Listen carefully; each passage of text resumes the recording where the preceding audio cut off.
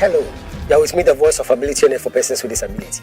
United Nations statistics estimate that over 600 million people live with disability globally, and over 400 million people live with disability in Africa. 40% of Africa's population are made up of people living with disability. 10 to 15% of school-age children in Africa live with disability. Ghana's population is over 32 million, and 8% are people living with disability. How does this impact on persons with disability in terms of policy formulation, marriage and family life, education, healthcare, employment, and so on? For those of us in the disability community, discrimination and stigmatization is the root cause of almost every challenge we face. However, success only comes to those who know how to overcome their challenges and not those who know how to avoid challenges. So join me, the voice of ability and for persons with disability, as I navigate my way through the riveting stories, the unbelievable experiences, and the life-transforming journeys of persons with disability on the Helping Hand TV show. Hello and welcome to another exciting edition of the Helping Hand TV show, where we seek to throw the spotlight on the abilities of persons with disability. And like I say, welcome to my world where disability is not inability.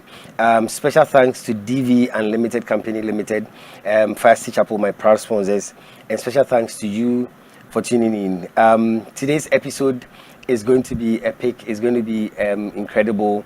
I have my very, very special friend here with me, and he is the winner for the category of entrepreneurship at the just ended prestigious Christina Hackman Impact Leadership Awards. I would not introduce him yet, though I know you know him. I'll go for a quick break. When I come back, I'll introduce you to my guest. Stay tuned. We'll be right back.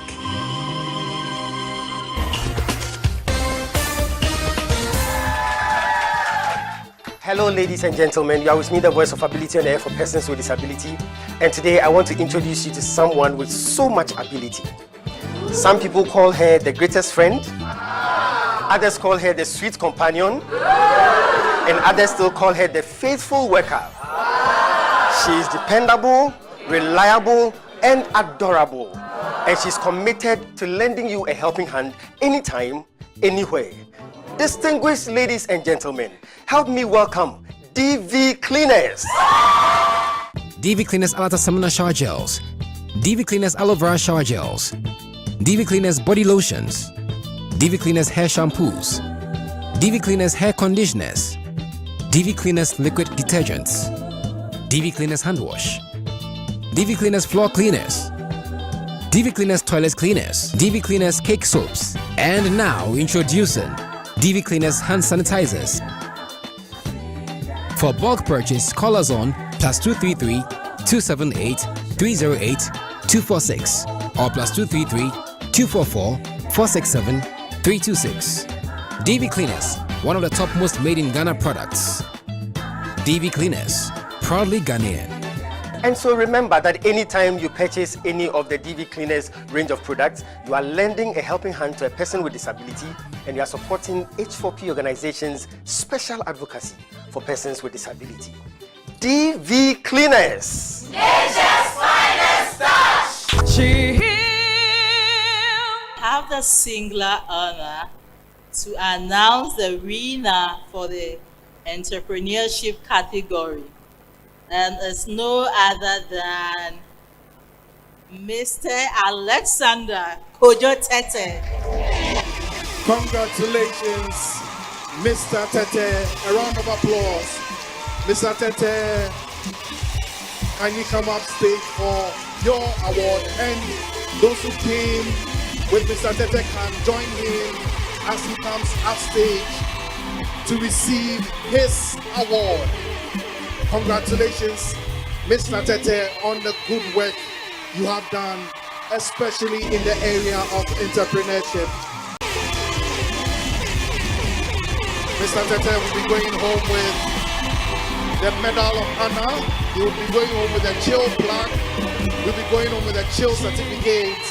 He will be going home with an opportunity for an exclusive interview with Bishop Dr. Charles Kofi Hartman, the chill cash prize of 2,000 Ghana cedis. and an exclusive opportunity to have a project. So please, Bishop, hands over the medal, which is going to be put on Mr. Tete. A round of applause. Medal of honor. Congratulations, sir. Congratulations, Mr. Tete. Well done. Mother Ghana is proud of you for your contribution towards national development. Well done for your impactful leadership.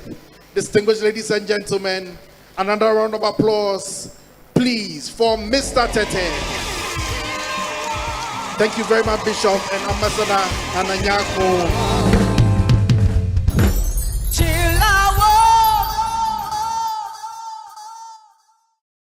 Yeah, welcome back again to the Helping Hand TV show. Mr. Alexander Kojo Tete is my very special guest, and he is the winner for the category of entrepreneurship at the just ended prestigious Christina Hackman Impact Leadership Awards. And today we are going to have a very, very, very exciting discussion, one-on-one, up close and personal. We'll know who the man is.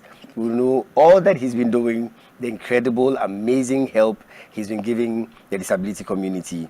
You get to know all here on the Helping Hand TV show. Mr. Tete, you're welcome. Thank you.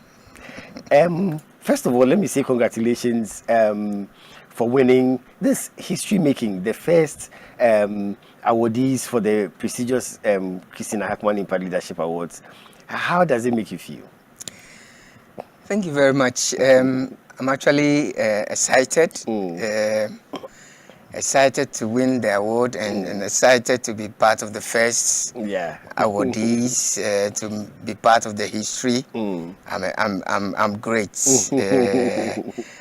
I'm over happy, if there should be a word like that, and the acknowledgement of the work that we do, because it's not actually easy. Yeah.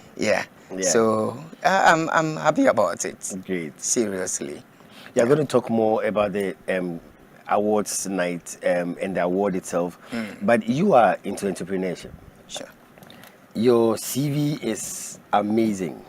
You are a holder of MPhil in Disability Development and Rehabilitation from Kwame Nkrumah University of Science and Technology. You have a master's degree in Governance and Leadership from Ghana Institute of Management and Public Administration. You possess Institute of Chartered Accountants, Part 2 qualification, and an HND in Accounting, and I can go on and on and on. How did it all start for you? At what age did you see this dream of this great person you have become now? Thank you so much. In fact, the drive started when I gained consciousness of my disability, and the fact that I need to overcome my disability and take my life into my hands and see what I can do with it. That was when I realized that there's something ahead of me. And I need to go for it. Were you not scared? Because at your time, disability was not a popular thing. Yeah.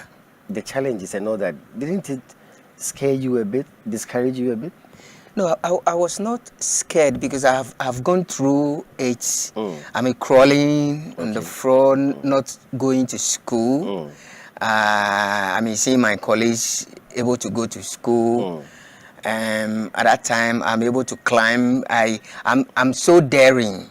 Yes, so daring. And my mom would say, "Hey, don't do this. You hurt yourself." And where he says don't do it, and the next minute, that's where I go. I'm so stubborn. Yeah, very stubborn. But for the good purpose. And so up and coming, I do everything. I follow my colleagues to even go and look for rats, which we call the bailer. Wow. Yeah. And those times I cannot walk, but I struggle and follow them. I fall and rise, and we go. Wow. Yeah, so I have developed such myself and my spirit in such a way that I don't fear anything. I don't fear anything except God. Let's talk about the family support system, the family response to the disability you had, your family. How was it like growing up?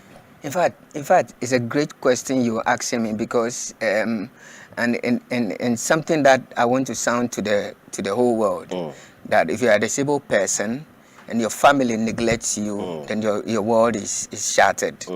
I have got a great support from my family, my parents, and my siblings. My sister used to carry me at her back, and my mother supports me every now and then. I'm her, what do you call it, the best child. Okay.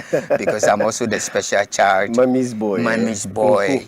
And I support her because I was not going to school, so I always with her in her trade. And I sometimes pocket a lot of money. But my mommy don't mind because she knows that, well, I mean, it's a risk. Exactly. So once the boy comes to help you, he can pocket some coins and be able to do certain things for himself as well. So, and my father was like my colleague because we have so many things to share. We share nicknames. Oh. Yeah, and tell me some of the nicknames. Yeah, Apue, then he say Apai. He says Osakranya. Osakranya. Then I say Otuanya Goma. What does it mean? It's just a term. Okay. And he gives the response. So he taught me the response. Okay. He got it from his great grandfather. So wow. Yeah. So when he says Osakranya, then I say Otuanya Goma. And when I say it, then he responds. Wow. And apparently my father has some of a relation from the Ewe community. So my father can speak Ewe as well as the Dangbe. Oh, okay. And apparently but you don't speak Ewe? I'm the only one who speaks Ewe. Oh, really? All my siblings, I'm the only one who speaks Ewe. So sometimes I and my father, we say certain things and they don't know and they don't hear. And they get to know, you people should stop this language here. So, I mean, that shows how close I am with my father. Yeah. So I learned my father's trade. And my father used to be a carpenter. And so I learned how to do carpentry by standing by him by the bench, hold the stick for me, let me cut and all that, and I get to learn the trade. But Mr. Say, isn't it interesting that with all the stories you've been hearing in the disability community, your father did not back off when you had your disability, and rather you were close and you can share such jokes and have fun? Isn't it interesting? No, it is. But my father is also an amazing person, very amazing. My father don't limit me with my disability. There's no occasion where I've been discriminated or but every time I'm given opportunity, I'm given the chance to dare. So what accounts for that? Is it his education? Is it his love for you? Because we hear of other fathers, and I know you have heard of those stories. What makes the difference? In fact, it's difficult for me to find out. I just feel that I and my father, we click so much. Okay. We click so much. Okay. So, well, I don't know, it's God's own doing. It's God's own doing that my father will relate to me. And not only my father, but all the siblings. Okay. They give me the support. Wow. They push me. Everything I want to do, they give me a hand. And then there's no way that they kind of limit me or, I'll go for a break. When I come back, I would ask you about the education, because you were saying that you didn't start school. You were not going to school. We'll talk more about that. This is the special edition of the Helping Hand TV show. It's already exciting. It's unfortunate I can't mention some of the nicknames Mr. Tete was talking about, but I remember Apue, Apai. I'll go for a break. We'll be right back with the winner for the category of entrepreneurship from the just ended prestigious Christina Hackman Impact Leadership Awards. We'll be right back. Stay tuned. We'll be right back.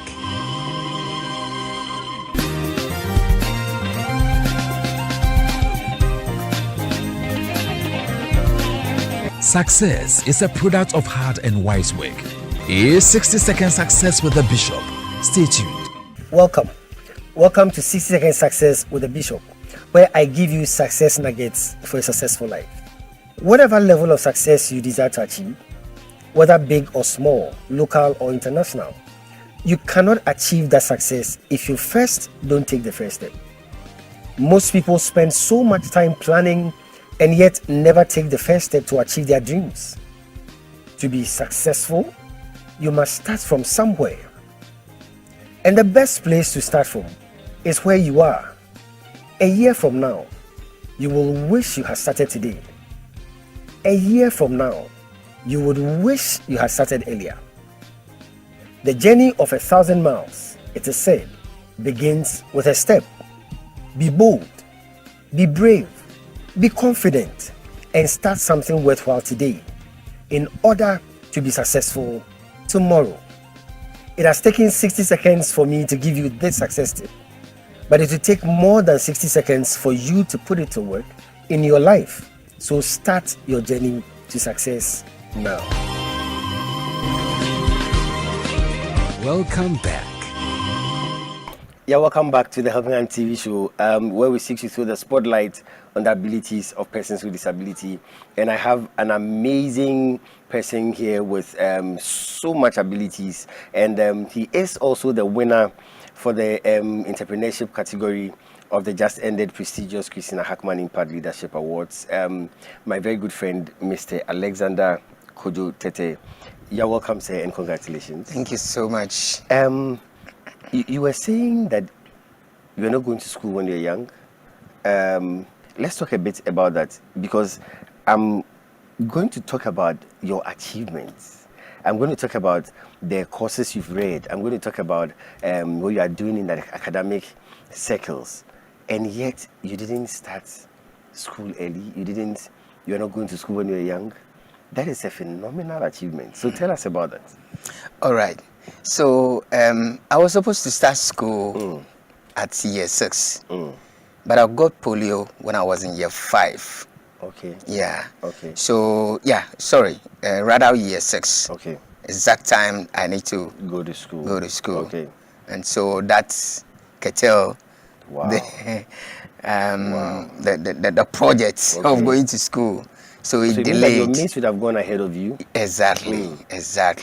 So in fact, so that period of going to school was a period of seeking healing for me, seeking rehabilitation and medical all sort of thing. And my mother have to carry me here and there. We went to a number of prayer camps, number of shrines, number of hospitals.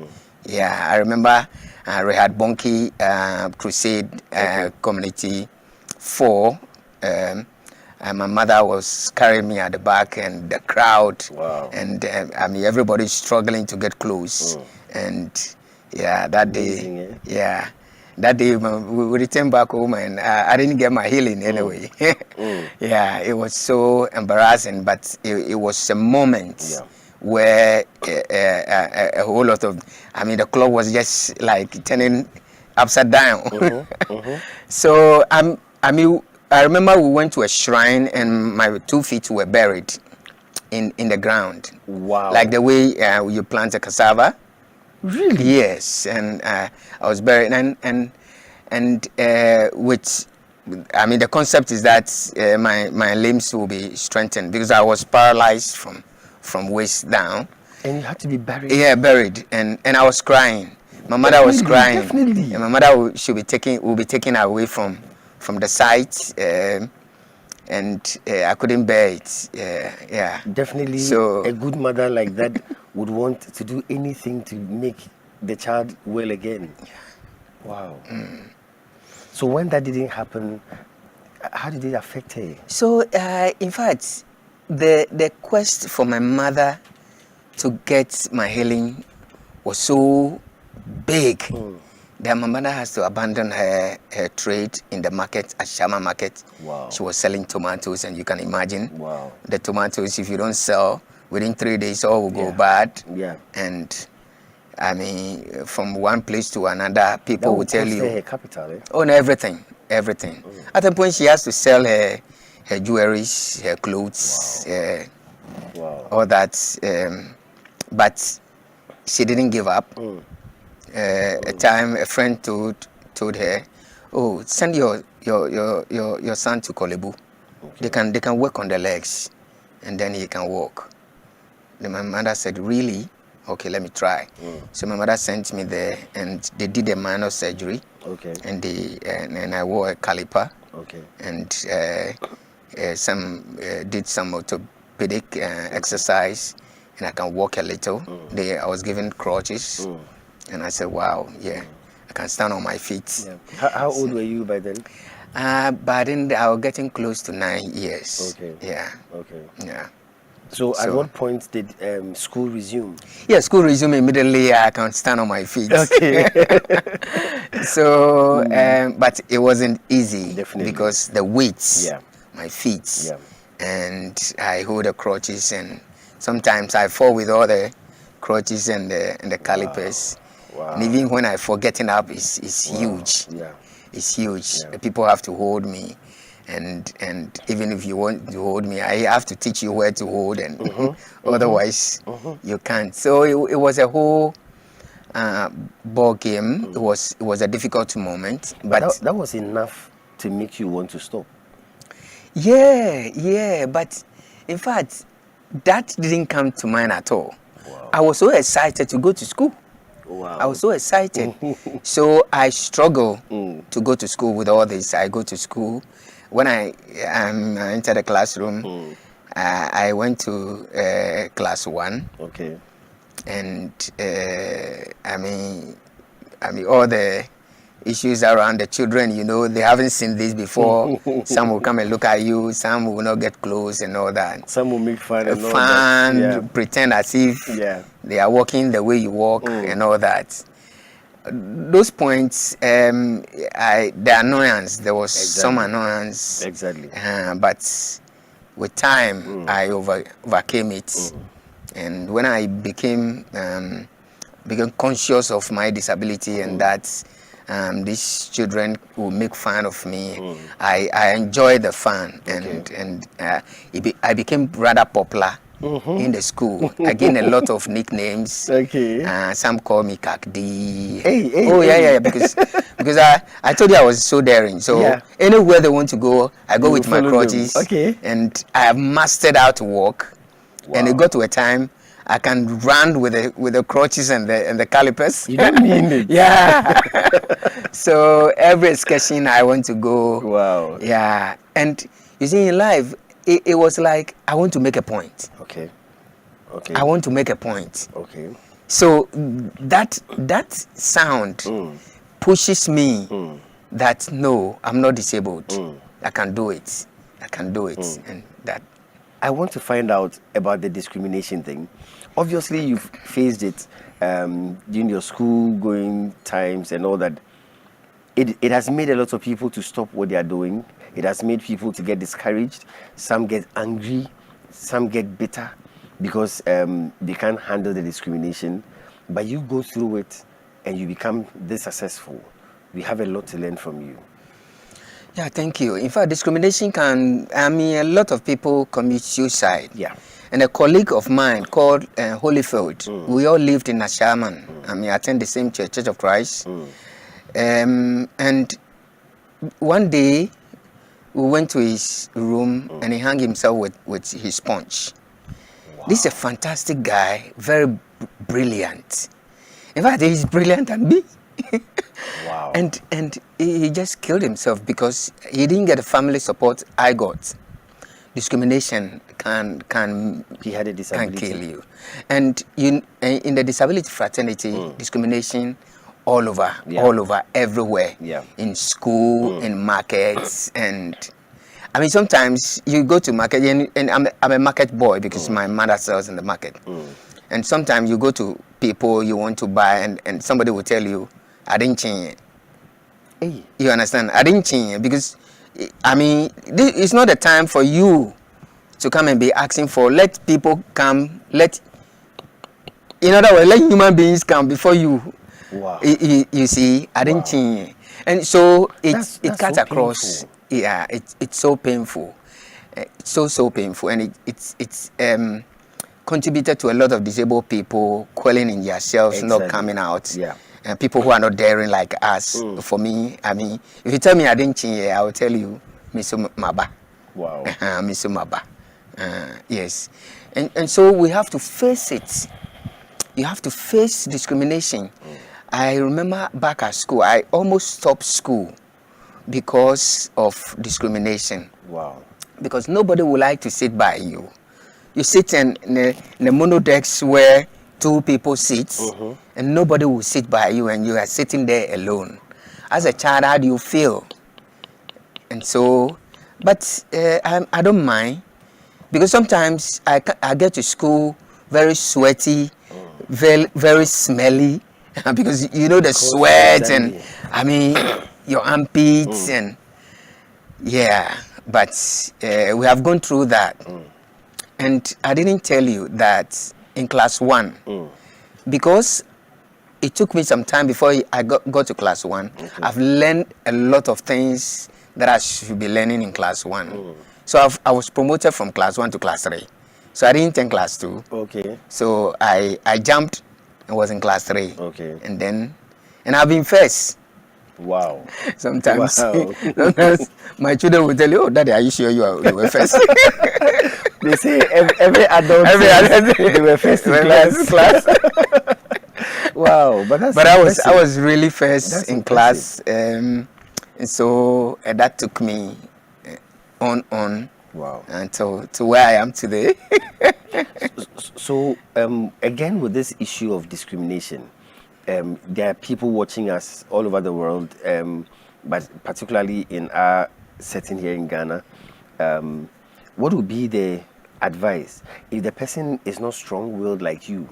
If the person can't stand the ridicule, the stigmatization, and all that, how do you navigate your way through something like that? I think the best thing is education. Okay. Because there could be legislations to punish people who discriminate, but it's difficult to prove at a point. Because a colleague was discriminated at the interview, but it was difficult for us to prove whether he was discriminated against or he was denied. Yeah. Of course, I mean the interview panels said that, because when we checked, the guy during the interview was first. Okay. But employer says it's not the first who get employed. Okay. He's the most appropriate person. Wow. So it's the employer's choice and preference. Yeah. So it's difficult to prove it. So I think more of education. Okay. Education for people who discriminate. Okay. That you should not discriminate. They are human beings. Okay. They have qualities. And so give them the opportunity. And also for persons with disabilities to know that there are barriers. Yeah. Discrimination is part of the barrier. Okay. So prepare yourself to face it. If you want to go through and navigate through this life, you need to be prepared to face discrimination. Because even as I speak every day, I face discrimination. But I gross it over. And then it's like you're swimming and... yeah. Wow. I face it, yeah. I mean, people who you think that should know better. Exactly. They do all that every day. Every day. That's strange for me because I don't know how you can meet a successful person like this and still discriminate. It happens. It happens every day. We have to navigate. So, disability is a life that you need to master and learn every day. How to navigate your way through every day. Yeah. I'm surprised. Yeah. I'm surprised. Yeah. Sometimes we go to funeral and then they're shaking hands and they think you sit in the wheelchair and they should jump you. Isn't that a discrimination? Wow. Yeah. So we go through it every day. Sometimes we laugh over it, and so this guy didn't know. And sometimes I go with my team. Okay. I'm the leader of the team, and the people ignore me. And then when the group is introduced, they get to know that, oh, the one we ignored is rather the leader. The stone the builders rejected, It now become the chief cornerstone. Wow. So, yeah, disabled people must master how to navigate through this world of discrimination. So we have to It's accept huge. that there will be hardships, there will be barriers. Exactly. And we must be tougher than Tougher. Wow. Put yourself and be tougher to meet it. Wow. Yeah. And that is why people say disabled people are arrogant. Okay. It's not because they are arrogant. Okay. Sometimes some have a preconceived mind Yeah. that they will be discriminated against. Okay. And So so you have to they be are too tough. quick. But you see, it's a fun. It's a fun. A colleague was telling me that there's a car park Okay. where disabled people park, Okay. and the disability car park. And then he went to park there, and then there's this woman who drives a very posh car, and he's asking him to get off from the car park. Then he was asking. Then so he asked the woman, do you prefer my disability? Shall I give it to you so that I take yours? So we make fun out of it. So when a woman realized that, he was rather a disabled car park and the guy is actually a disabled person, he said, oh, sorry. Wow. Yeah. So if you take it lightly, it's more bearable. Yes, we take it lightly. So I encourage disabled people, master yourself. Okay. And don't be antagonistic. Okay. Don't fight back with annoyance. Fight back with laughter. Yeah. Fight back with consciousness, like Okay. teaching them Okay. the right thing. Okay. And then they will realize they've been stupid in doing what they did. Yeah. And you've made friends. Yeah. Yeah. So let me go on a break. When I come back, I'd ask Mr. Tete whether we are making strides in Ghana. Are we going forward with this fight against discrimination and all that? It's a long journey. I would ask him, he is the expert. I would ask him how far we are doing in Ghana. We'll go for a break. We'll be right back. Stay tuned. We'll be right back.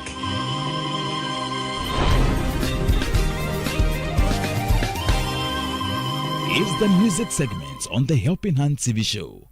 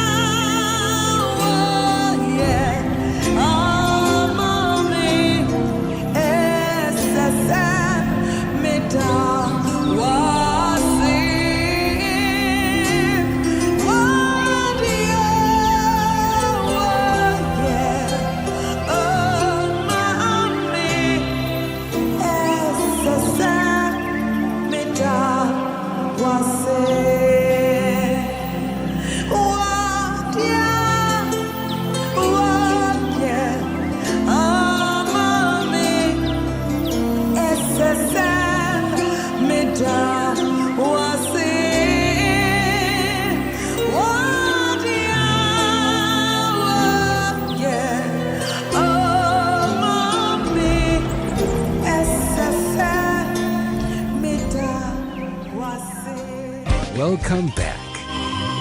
Yeah, welcome back to the Helping Hand TV show.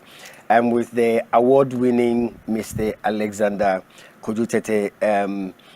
It's been insightful. It's been amazing. Congratulations again, sir. Thank you so much. This thing about discrimination, Yeah. what are we making progress in Ghana?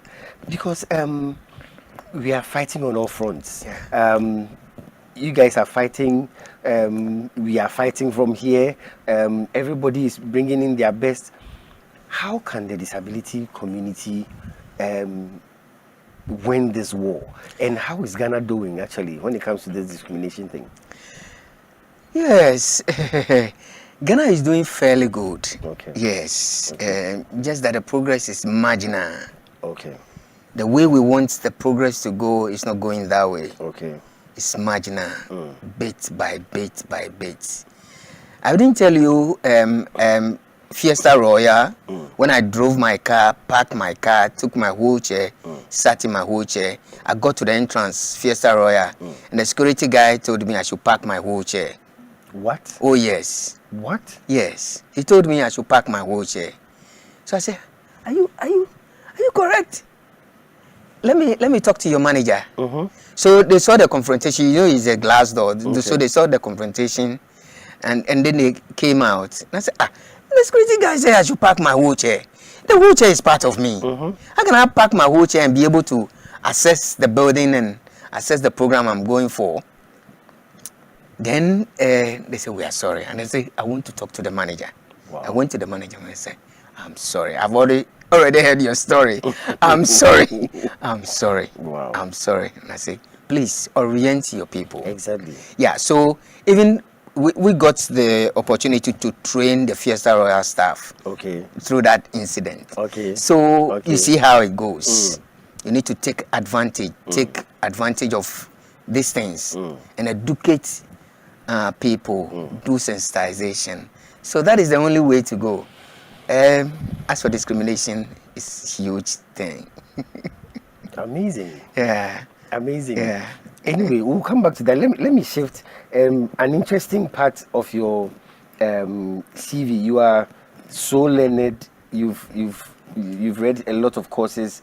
Your academic background, certificate in governance, advocacy, lobbying.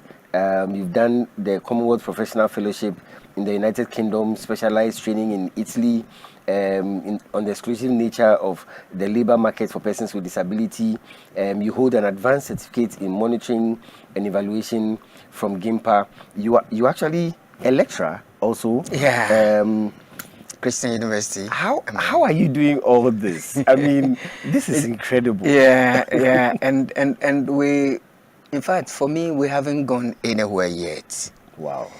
We haven't gone anywhere yet. I say that we have a lot to offer within our space. Because you realize that at a point, when I was in the UK, I have drawn up about 12 projects to come and implement. I only did 2. Wow. So if you come from a community where the community lacks a lot of things, you realize that you have huge responsibility. Huge responsibility. So we haven't got there yet. I this year I've given myself I need to do my law. Oh wow. Because I mean there are a lot of issues that I wanted to be in the courtroom myself. Yeah, I mean one of our colleagues was discriminated. He got admission to do PhD. Okay. He was given admission back here in university. Okay. And then they call him back and say, we are sorry, we made a mistake. How?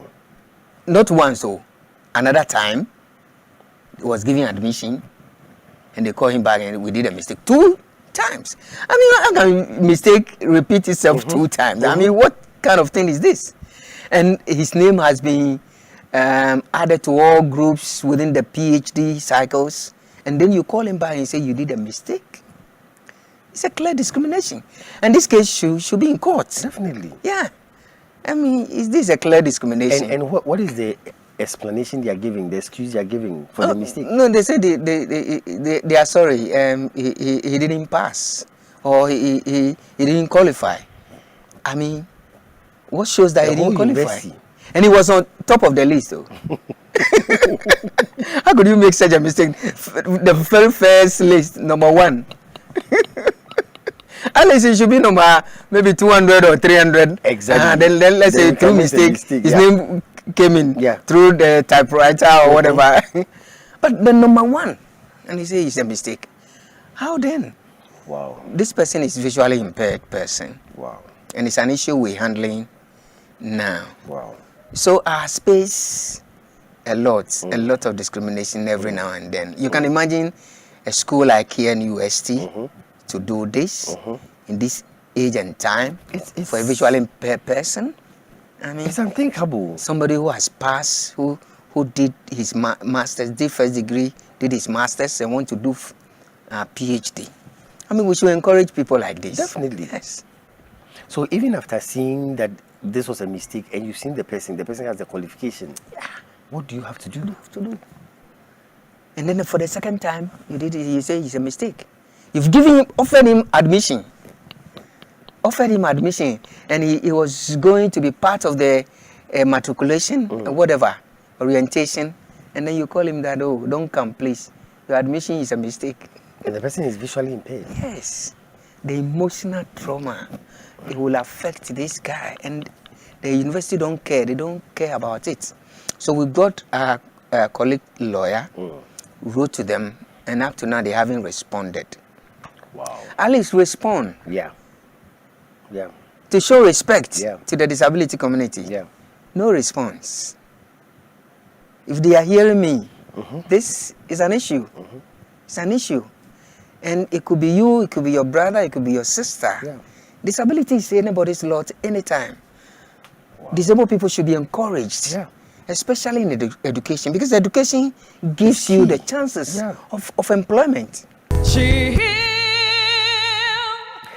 Thank you so much for being with me, the voice of ability and for persons with disability. This has been the Helping Hand TV show.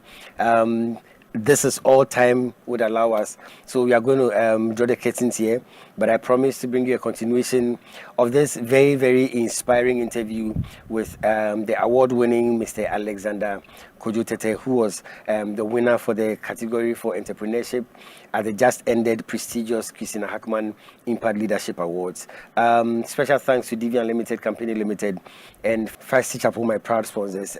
Special thanks to all those who contribute to H4P through the mobile money system. God richly bless you. And if you are not as yet part of those who support H4P through the mobile money system, I encourage you to do so. Lend a helping hand to us as we lend a helping hand to persons with disability. Well, this is going to be where I would cut the interview, but I promise to bring you the continuation of this interview next week. Until then, remember, disability is not inability. Take good care of yourselves, and God richly bless you.